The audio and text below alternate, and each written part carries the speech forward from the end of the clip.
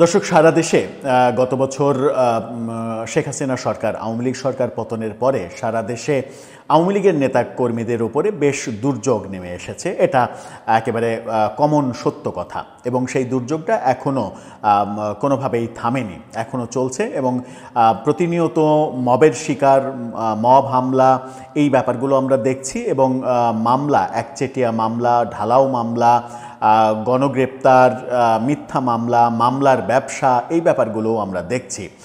অভিযোগ করা হচ্ছে যে আওয়ামী লীগ সরকার তাদের আমলে বিএনপির নামে, বিশেষ করে বিএনপির নামে লক্ষ লক্ষ গায়েবী মামলা দিয়ে বিএনপির নেতাকর্মীদের 15 বছর 15.5 বছর ঘর ছাড়া করে রেখেছিল।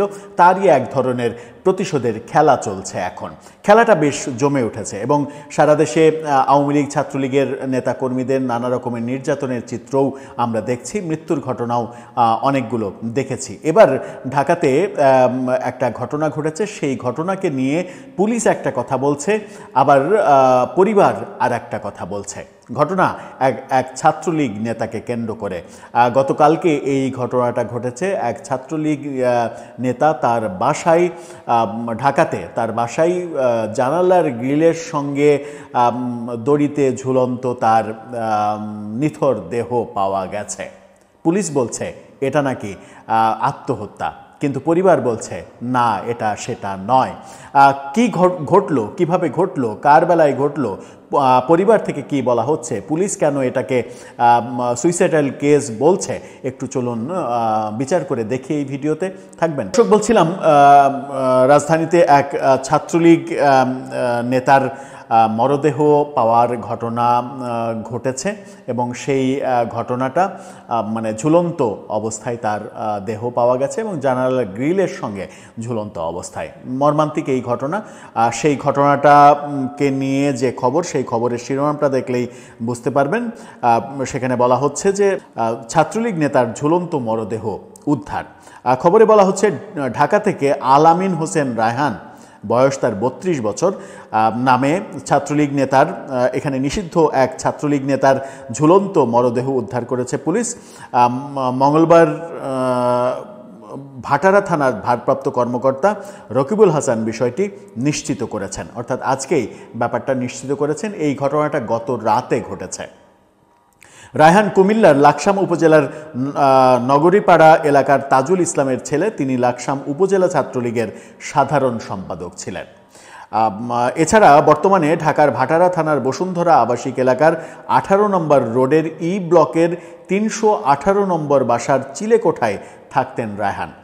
ভাটারা থানার ভারপ্রাপ্ত কর্মকর্তা রকিবুল হাসান জানিয়েছেন, সোমবার দিবাগত রাতে, অর্থাৎ গত রাতে খবর পেয়ে ঘটনাস্থলে গিয়ে দেখা যায় গ্রিলের সঙ্গে গলায় ফাঁস দিয়ে ঝুলন্ত অবস্থায় তাকে পাওয়া যায়। পরে তার মরদেহ উদ্ধার করে ময়নাতদন্তের জন্য ঢাকা মেডিকেল কলেজের মর্গে পাঠানো হয়েছে।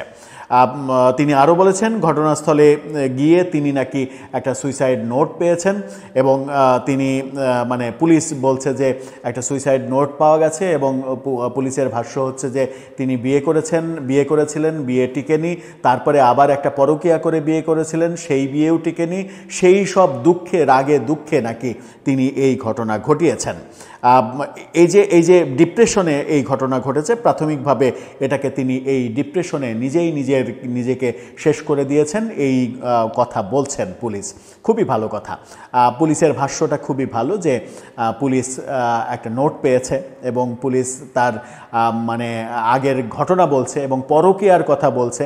মানে শর্ট টাইমের মধ্যে, কয়েক ঘন্টার মধ্যে পুলিশ তার পরকীয়া ছিল, তার বিয়ে ভেঙে গেছে, পরকীয়া করে আবার বিয়ে করেছিল, সেটাও থাকেনি, এই ব্যাপারগুলো উদ্ঘাটন করে ফেলেছে। বাংলাদেশের পুলিশ বেশ সুইফট কাজ করা শুরু করেছে। আমার মনে হয় যে এদের গতি যদি সত্যিই এরকম বিদ্যুৎ গতি যদি সব কেসের ক্ষেত্রে আমরা দেখতাম, তাহলে মানে আমাদের সাংবাদিক সাগর রুনি হত্যাকাণ্ডের ঘটনা আজকে বছরের পর বছর আদালতে ঝুলে থাকতো না, কিংবা চার্জশিট দিতে না পারার ব্যর্থতা আমরা পুলিশের দেখতাম না। সাগর রুনির যে সন্তান মেঘ, ছোট্ট শিশুটি ছিল, কোলে না নিলে ঠিকভাবে হাঁটতে পারতো না যে শিশুটি, সেই শিশুটি আজকে যুবক হয়ে গেছে। যুবক বয়সে এসেও সে তার বাবা মায়ের বিচার পাচ্ছে না, বিচারের জন্য চার্জশিটটা পর্যন্ত পুলিশ দিতে পারছে না।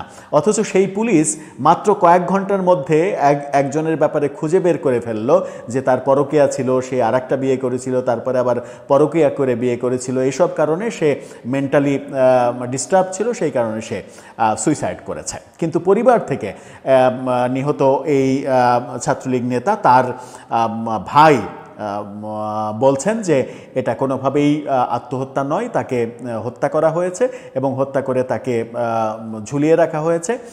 এবং তিনি ইঙ্গিত দিচ্ছেন যে বিরোধী পক্ষ, তাদের যে বিরোধী পক্ষ, তারা এই কাজ করেছে। পরিবার থেকে যখন এই দাবি করছে, পুলিশ ভিন্ন দাবি করছে, তখন আমরা তো কনফিউশনে পড়ে যাই যে সত্য কোনটা, পরিবারের দাবিটা সত্য নাকি পুলিশের ভাষ্যটা সত্য। মাঝখানে অবস্থায় মাঝখানে থেকে আমাদের ওই বার্গারের মাঝখানের যেটা থাকে সেটার মতো অবস্থা হয়ে গেছে। চাপা পড়তে হবে সাধারণ জনগণকে, আসলে মিস ইনফরমেশনে চাপা পড়তে হবে। এখন প্রশ্ন এখানে একটাই, সেটা হচ্ছে যে জানালার গ্রিল যতটা উচ্চতায় থাকে, একটা মানুষের চাইতে সামান্য একটু উঁচু থাকে জানালার সর্বোচ্চ উঁচা গ্রিলটা। সেই গ্রিলে একজন যুবকের, 32 বছর বয়সী একজন যুবকের গলায় রশি দিয়ে আত্মহত্যা করা আদৌ সম্ভব কিনা, এটা একটা সায়েন্টিফিক প্রশ্ন।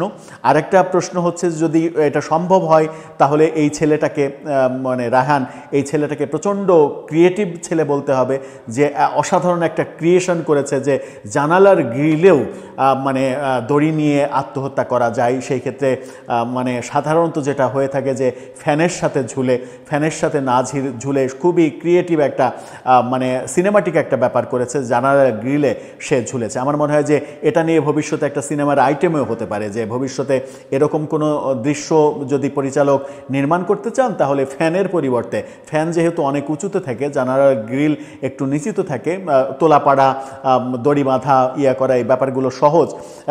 এই ব্যাপারগুলো আমার মনে হয় যে সিনেমার একটা দৃশ্যে ঢুকেও যেতে পারে। এখন বিজ্ঞানসম্মতভাবে একটু যদি ভাবি, তাহলে একটা মানুষ তার ঝোলাটা কনফার্ম হওয়ার জন্য পায়ের নিচে একটা চেয়ার কিংবা টুল, যেটা চেয়ারের উচ্চতায় থাকে, সেটা দেয়।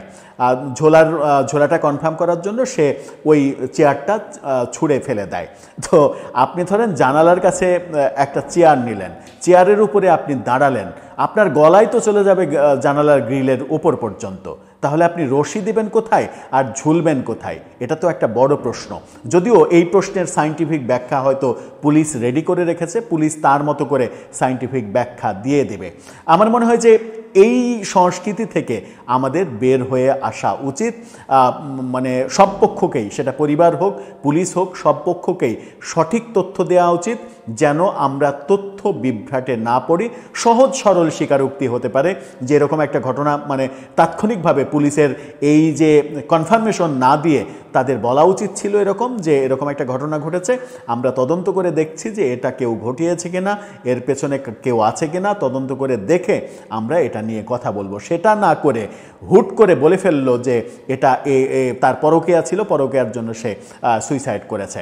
ব্যাপারটা এত সহজে বলে ফেলার কারণ কি একটাই, যে ছেলেটা ছাত্রলীগ করত? আর কি কোনো কারণ নেই? কারণ ওই একটাই যে সে ছাত্রলীগ করতো, এই কারণেই ব্যাপারটাকে কত দ্রুত সমাধান করা যায় সেটাই কি উদ্দেশ্য? আমার মনে হয় যে সেখানেও শুভঙ্কর